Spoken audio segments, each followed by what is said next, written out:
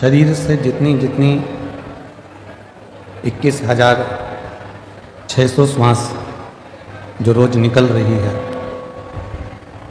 वो 21,600 श्वास में जो श्वास के रूप में प्रतिदिन निकल रही है, आ रहे और जा रहे हैं, वो शिव है, वो शंकर है।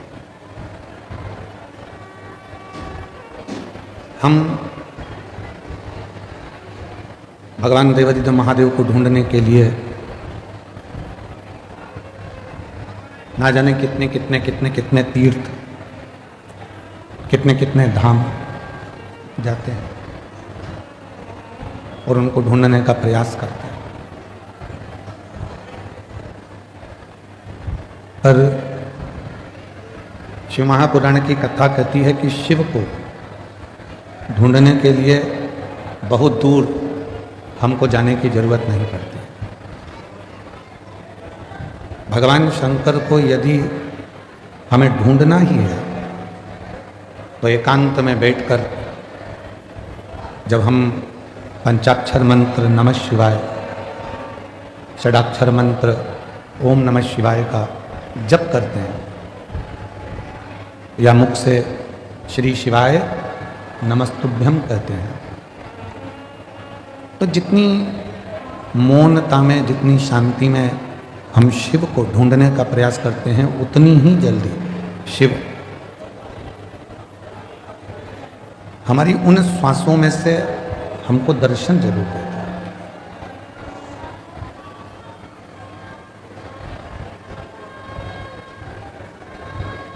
हम दूसरे को बोलते हैं कि ध्यान से पढ़ना, हम दूसरे से बोलते हैं कि ध्यान से पढ़ाई करो, ध्यान से गाड़ी चलाना, ध्यान से काम करना। और ऐसा नहीं है कि केवल एक या दो ही लोग ऐसा बोलते हैं, बहुत सारे लोग।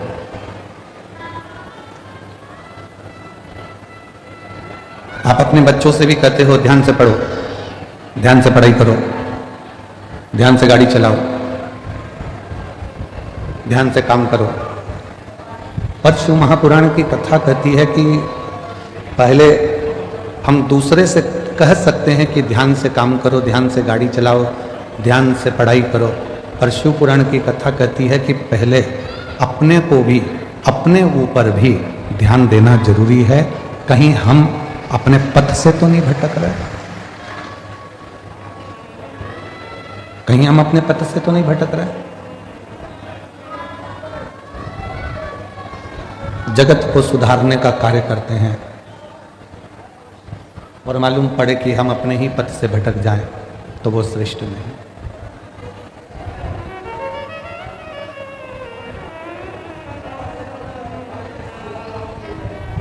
एक बहू सोचती है कि मैं मेरे घर में जाऊंगी ससुराल में तो मैं मेरे ससुराल को सुधार दूंगी। सास सोचती है कि मैं, मेरी बहू कैसी भी आएगी मैं उसको सुधार दूंगी। पर शिव महापुराण की कथा कहती है, भगवान शंकर की कथा कहती है कि तुम्हें दूसरे को सुधारने की जरूरत ही नहीं पड़े। पीछे की आवाज खोलिए, पीछे की।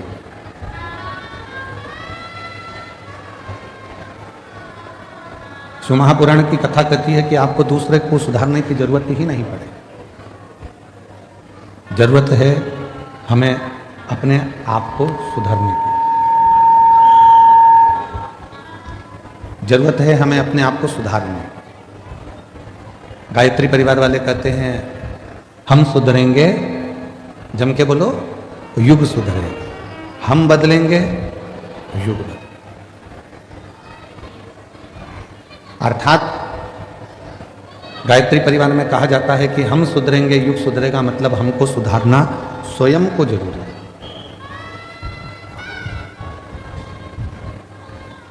कई माताएं अपने अपनी बहुओं से कहती हैं कि शिव जी के मंदिर जाया करो, शंकर जी के मंदिर जाया करो। कोई बेटे से कहती हैं बेटा मंदिर जाया करो, कोई पति से कहती हैं कि आप मंदिर जाया करो। पर मेरा निवेदन इस व्यासपीठ से शिव महापुराण की कथा के माध्यम से है कि पहले हम दूसरे को मंदिर जाने का कहते हैं तो सबसे पहले अपने आप को भी मंदिर जाना प्रारंभ करना पड़ेगा। और जिस दिन हमने स्वयं मंदिर जाना प्रारंभ कर दिया, हमने जिस दिन स्वयं मंदिर में एक लोटा जल चढ़ाना शिव जी को प्रारंभ कर दिया, उस दिन धीरे धीरे धीरे धीरे हमारे घर के बच्चे, हमारे घर की बहुएं, हमारे घर के बेटे अपने आप उसी पथ पर चलने लगे।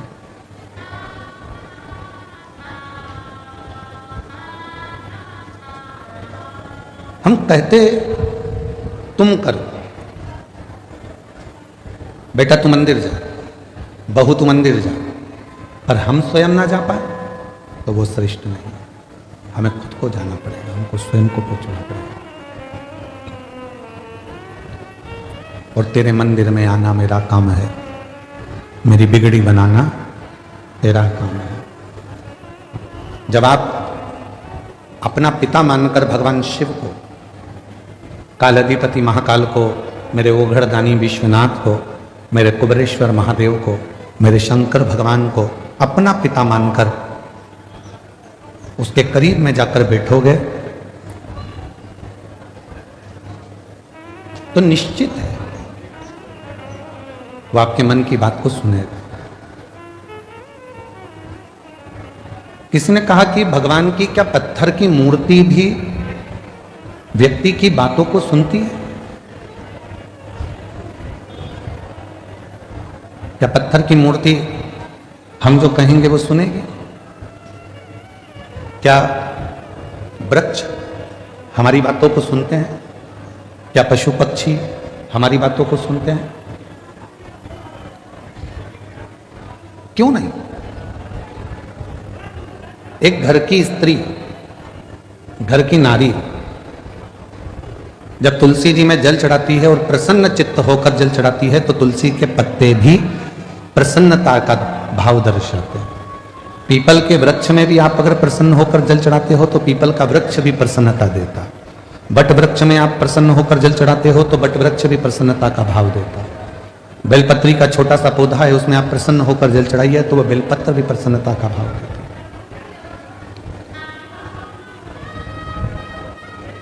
एक जीव, एक जंतु, पशु, पक्षी, वायुचर, जलचर, थलचर जितने भी हैं, चाहे वो मनुष्य हो, चाहे संसार के जितने भी जीव हों, वो सब यदि आप प्रसन्नता देते हो तो वो भी आपको प्रसन्नता जरूर प्रदान करते हैं।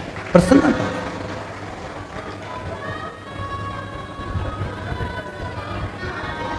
महापुराण की कथा तो पहले भी एक बार कहा था, यदि किसी की तबीयत खराब है तो उससे दिन में कम से कम 2 बार मिलो। कितनी बार मिलो? जम के बोलो। घर में अगर किसी की तबीयत खराब है, परिवार में किसी की तबीयत खराब है, कुटुंब में किसी की तबीयत खराब है, कोई रिश्तेदार की तबीयत खराब है तो कम से कम दिन में 2 बार मिलो। क्यों मिलो?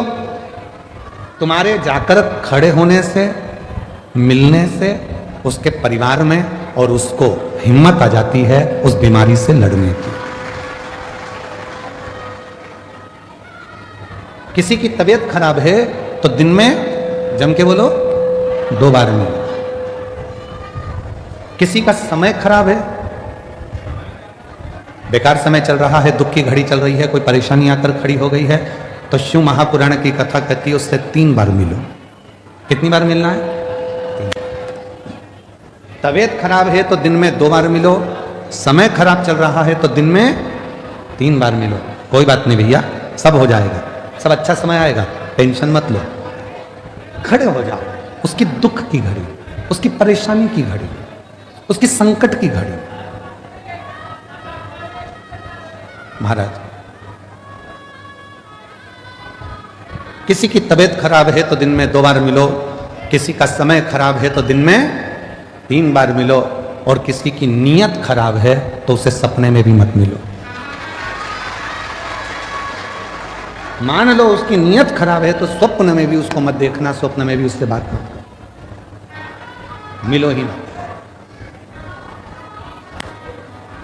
स्वास्थ्य खराब है, थोड़ा देर जाके मिल लो, आप लोगों से निवेदन है, आपके घर में बुजुर्ग माँ बाप रहते हैं, बूढ़े बूढ़े व्यक्ति रहते हैं, बेटों को फुर्सत नहीं है काम धंधे से, बहुओं को फुर्सत नहीं है अपने रसोई घर से और कार्य से, पर थोड़ा सा समय निकालकर 2 बार कम से कम अपने बुजुर्ग माँ बाप से बात करा कर। माँ कैसी हो, पापा कैसे हो, भाई कैसे हो, बहन कैसी हो, 2 बार।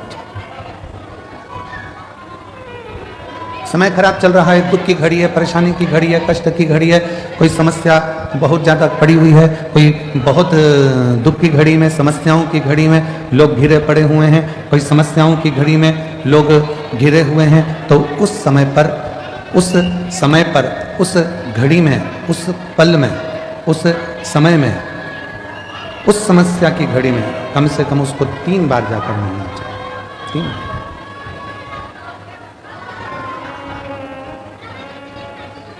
उस समस्या की घड़ी में, उस दुख की घड़ी में, उस परेशानी की घड़ी में कम से कम 3 बार जाकर खड़े हो। कुछ मत दो, पर खड़े होकर थोड़ी सी हिम्मत दो, थोड़ी सी। कुछ नहीं दे सकते मत दो, पर थोड़ी हिम्मत दो। क्यों चिंता करना, क्यों टेंशन लेना, क्यों दुखी हो। और मैंने तेरे ही भरोसे बाबा, तेरे ही भरोसे हवा उड़ती जावांगी बाबा, डोर तो छठी नाम कटी जावांगी। भोले मैं तेरी पतंग शंभू, मैं तेरी पतंग हवा बिच उड़ती जावांगी बाबा, डोर तो छठी नाम कटी जावांगी। उसको हिम्मत दीजिए, उसको थोड़ा बल दीजिए, उसको थोड़ी शक्ति दीजिए। और उसी तरह शिव महापुराण की कथा कहती है, जब पार्वती मैया शिव जी की साधना में डूबी हुई थी,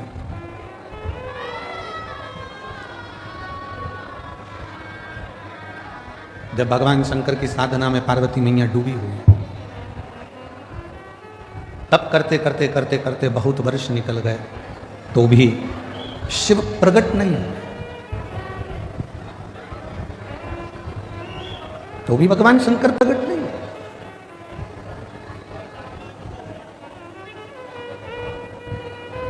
शिव प्रकट नहीं हुए।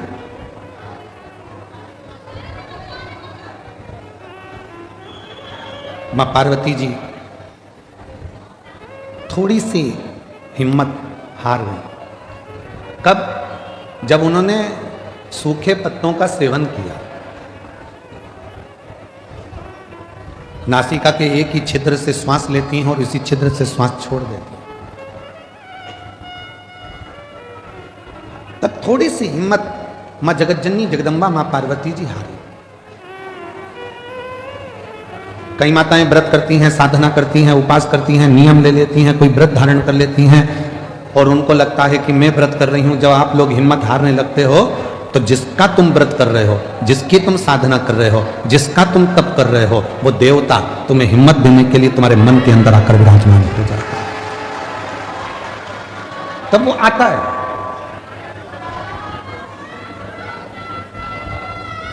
पार्वती मैया जब हिम्मत हारी तो भगवान देवादिदेव महादेव मां जगतजननी जगदम्बा पार्वती के सामने प्रकट।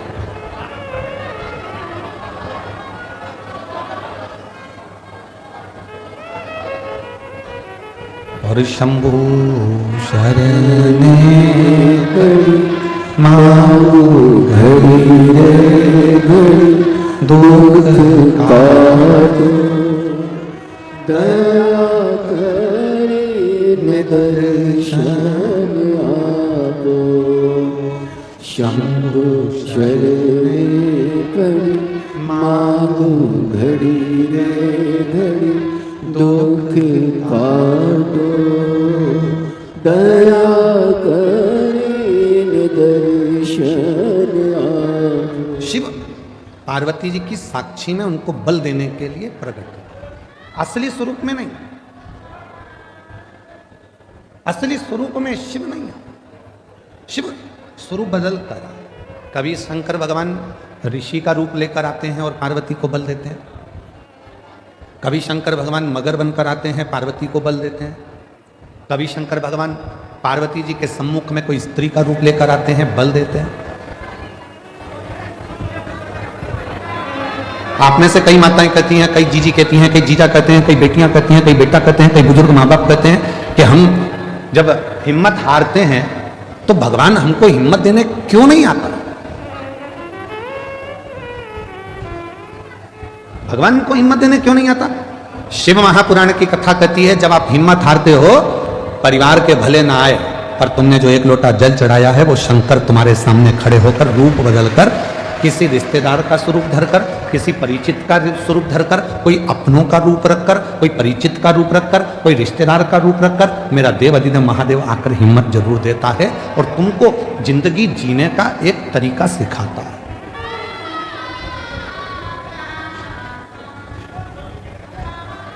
ऐसा नहीं कि संसार में जो जन्मे हैं उनको मौका नहीं मिलता, सबको देता है।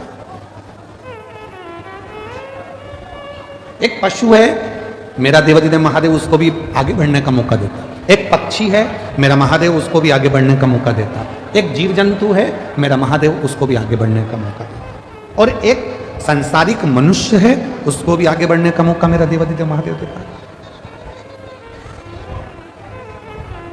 ऐसा नहीं है कि मेरे शिव जी मौका नहीं देते।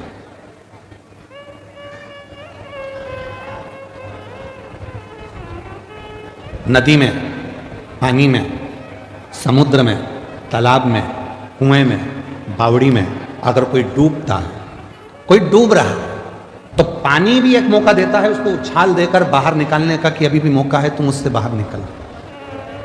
पानी भी मौका देता है।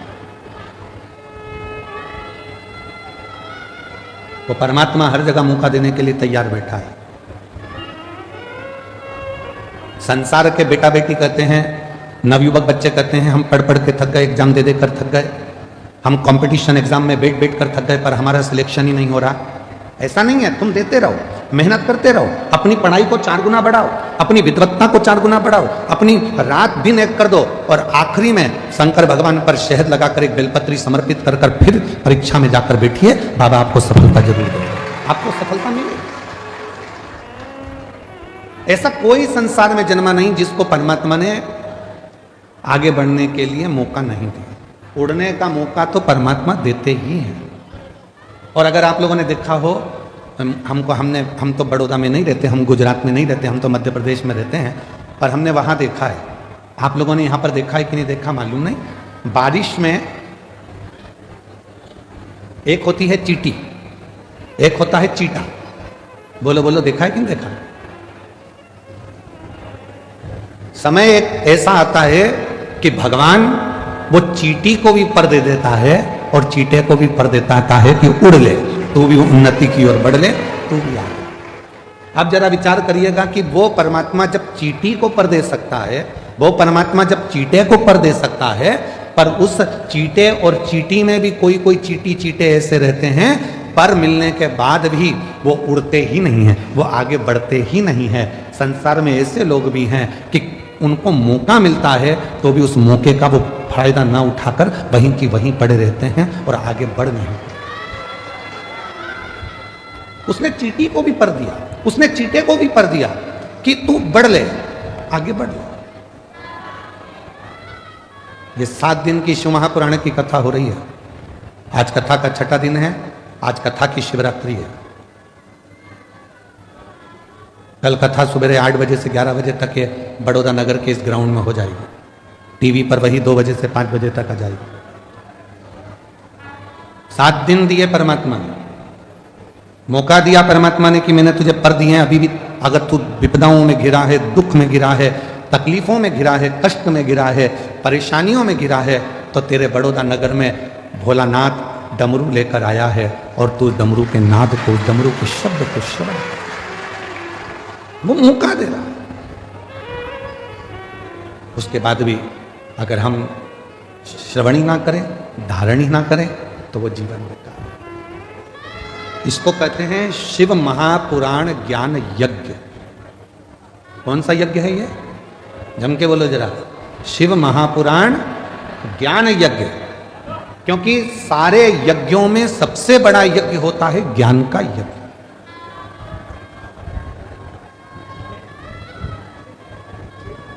भजन संध्या कराई, रात को खूब नाचे कूदे, एंजॉय करा, पूरे होर्डिंग लगाए गए बड़े बड़े, भजन संध्या है, भजन संध्या है, भजन संध्या। चौकी बिठाई, आज चौकी है, आज भजन संध्या है, पूरी रात लोगों ने एंजॉय करा।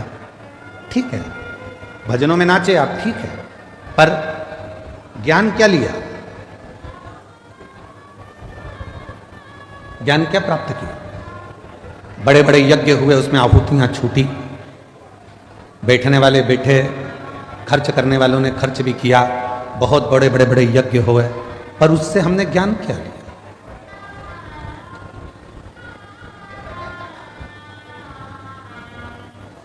इसको शिव महापुराण ज्ञान यज्ञ कहते हैं। तो कहा गुरुजी अगर ये यज्ञ है तो यहां कुंडी कहां है? हवन की कुंडी कहां है?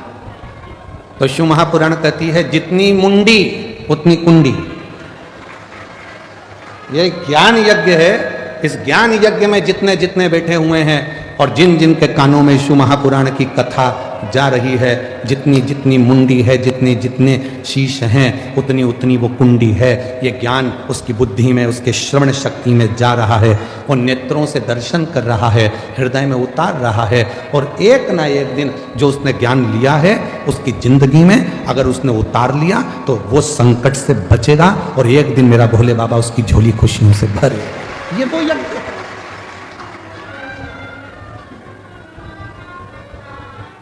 यहां व्यक्ति स्वयं आत्मा से परमात्मा को मिलाने का प्रयास कर रहा है, मन को परमात्मा से लगा।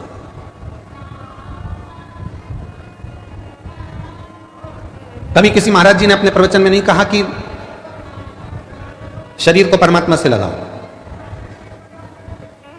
कभी किसी महाराज जी ने, बड़े बड़े संत साधु ने भी अपने अपने प्रवचन में नहीं कहा कि इस तन को परमात्मा से लगाओ। किसी संत साधु गुरुजन ने नहीं कहा, किसी वक्ता ने नहीं कहा कि तन को परमात्मा से लगाओ। जिसने भी कहा एक ही बात कही, मन को, चित्त को परमात्मा से लगाओ, आत्मा को परमात्मा से लगाओ। क्यों? तन लगाने का क्यों नहीं बोला? शरीर को परमात्मा से लगाने का क्यों नहीं बोला? क्योंकि शरीर माता और पिता की देन है। इस शरीर में आधा भाग मां का है, इस शरीर में आधा भाग पिता का। शरीर माता पिता की देन है और जब थोड़े से बड़े हो गए तो ये शरीर भोजन की देन है। जितना खाओगे उतने तंदुरुस्त रहोगे।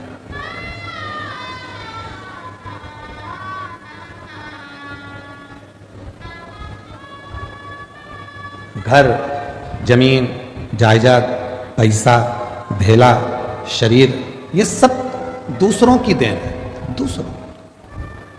पर उस देवाधिदेव महादेव मेरे शंकर भगवान की देन क्या है? शिवजी ने आपको क्या देकर भेजा था? तो कहा शंकर भगवान ने हमको ये आत्मा, ये मन, ये चित्त देकर भेजा। इसीलिए बड़े बड़े वक्ता हो, चाहे छोटे छोटे कथा वक्ता हो, चाहे कोई संत हो, साधु हो, सन्यासी हो, तपस्वी हो, साधक हो, वो आपसे कहते हैं अपनी आत्मा को परमात्मा में लगाओ, मन को परमात्मा में लगाओ, तन को नहीं, शरीर को नहीं, मन लगाने की बात करते हैं। क्यों? क्योंकि जैसे बच्चा घूम जाता है, माँ के पास आता है तो माँ उससे गले लग जाती है, उसी तरह ये आत्मा, ये मन जब संसार में भटक जाता है और जब हम एकांत में बैठकर शिव को भजते हैं तब वो परमात्मा इस आत्मा को संभाल लेता है और हमें उन्नति के मार्ग पर ले जाकर छोड़ देता है। हम मन नहीं लगा पा।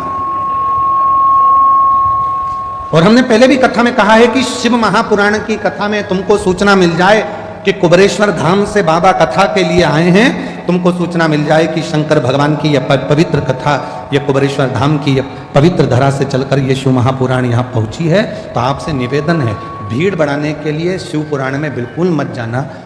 तुम्हारी भीड़ बढ़ाने से तकलीफ हमको भी होती है। इतनी भीड़ में हम खुद ट्रैफिक में फंस जाते हैं। भीड़ बढ़ाने के लिए कथा में मत जाओ। कथा में अगर आए हो शिव महापुराण की तो भाव को बढ़ाओ। कितना भाव बढ़ा सकते हो, तुम्हारे भीतर कितनी परमात्मा की प्राप्ति कर सकते हो। मालूम पड़े तुम आ तो गए हो, मन लग नहीं रहा, बार बार उठकर जाना है, बाजू वाले को देखना है, उधर से आवाज आई तो उधर देखो, उधर से आवाज आई तो उधर देखो, है। और आधी टेंशन अपनी गाड़ी कहाँ रख कर आए हैं, तीसरा टेंशन बैग रखी थी कहाँ चले गया, चौथा टेंशन मेरी चप्पल पे कोई बैठ गया, पांचवा टेंशन वो मेरे को लेकर आए थे मेरे पति कहाँ चले गए, छठा टेंशन किससे झगड़ा करूं, किससे झगड़ा। तो क्या मतलब का कथा में आने से? समय बर्बाद करने के लिए कथा में बिल्कुल मत आए हो। आज कथा की शिवरात्रि है। ये 2 दिन, एक छठा दिन, एक कथा का 7वां दिन, ये दोनों दिन इतने प्रबल होते हैं कि जो पंडाल में बैठकर बाबा से कहा जाता है, सुना जाता है, वो सब शिव 3 महीने के अंदर देते जरूर हैं। इसीलिए लाखों की संख्या में शिव भक्त यहाँ आते हैं, इसलिए लाखों की संख्या में पहुँचते। और उसमें भी हम हमारी बुद्धि को, अपने चित्त को, इधर कोई पानी देने आया, कोई टॉफी देने आया, कोई सामान देने आया, भैया देना जरा, भैया देना जरा, भैया देना जरा। मांगना था उस भोलेनाथ से और मांगने में रहेगा दूसरे से। मालूम पड़ा करोड़ों का धन छोड़कर 2 रुपए लेकर साथ चले गए। तो क्या मतलब? चलो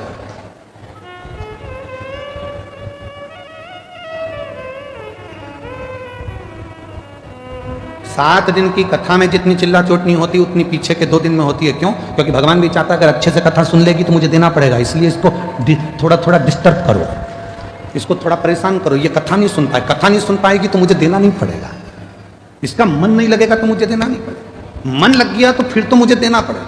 इसलिए 2 दिन तुम्हें समझदारी रखना है। चिल्लाने वाले चिल्लाएंगे, तुम्हें समझदारी रखना। कोई तुम्हारे पास से बार बार उठ के जाए तो सिर पे पल्लू लेके पांव पड़ ले, तेरे हाथ जोड़ो, बैठ नीचे बैठ। कहां बार बार जा रहा है? तुझमें नारद घुस गया क्या? नारद भरा गया क्या? बार बार जा रहा है, फिर आ रहा है, फिर जा रहा है, फिर आ रहा है, बैठ जाता है। बहुत सावधानी की जरूरत। पता नहीं वो तो माघ के महीने में बड़ौदा वालों पर भगवान शंकर की क्या कृपा होना है, इसलिए शिव महापुराण की कथा हो गई, वो पता नहीं, पर हो गई है, प्राप्त हो रही है, उसको ग्रहण कर लो। जितना ले सकते हो ले लो, जितना बटोर सकते हो बटोर लो। पूरे कथा के बीच में बाबा से अपने मन की बात का स्मरण करते रहो, बीच बीच में उसको याद करते हुए तुम्हारे चित्त को, आनंद को उस परमात्मा से जोड़ते रहो। लगना चाहिए कि तुम्हारी रोमावली, हाथ की पाँव की रोमावली तुम्हारी खड़ी हो रही है, वो परमात्मा तुमको मिल वो